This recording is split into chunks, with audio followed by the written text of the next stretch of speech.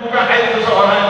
Kita lihat dalam hadis ketika Rasulullah tidak tepat dengan perlakuan seseorang, dengan kelakuan seseorang, Rasul tidak menyebut orangnya, Rasul tidak menunjuk orangnya. Rasul mengatakan, "Maka qaumin yaf'alu kadza wa kadza. Maka fulanin yaf'alu kadza wa kadza." Kok masih ada ya orang yang melakukan seperti ini? Kok masih ada ya orang yang melakukan hal-hal seperti ini? Itu adalah adab dari Rasulullah yang diajarkan kepada kita. Bukan kemudian langsung kita tunjuk orangnya, langsung kita sebut orangnya, bahkan disebut video kasetnya, lebih-lebih itu di dalam masjid. Semoga kita dimaafkan oleh Allah Subhanahu wa taala.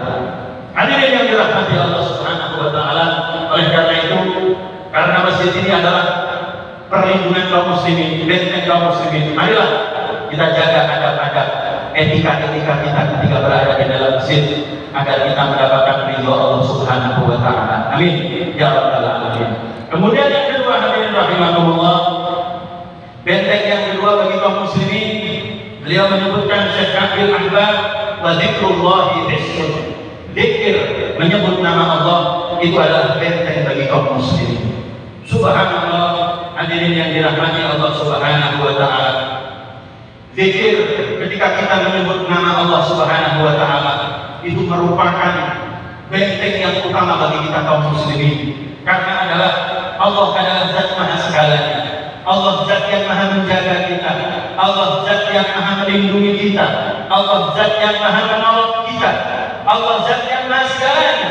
Maka ketika kita menyebut nama-nama Allah, zikrullah, itu adalah benteng dari syaitan yang dilaknat oleh Allah Subhanahu wa taala.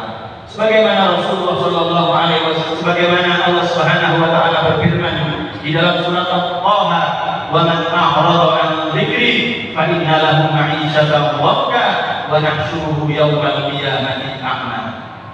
Allah berfirman di dalam surat Al-Taha ayat 124, "Wa man a'rada 'an dzikri."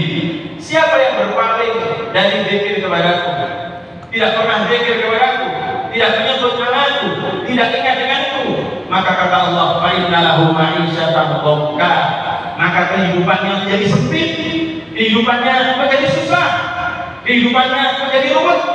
Walaupun ia punya segalanya, walaupun ia mampu segalanya, tapi ketika dia tidak berzikir kepada Allah, maka kehidupannya menjadi susah. Sehingga setan sering masuk ke dalam dirinya, setan sering untuk membisikkan kepadanya hal-hal yang tidak diridhoi Allah Subhanahu wa taala.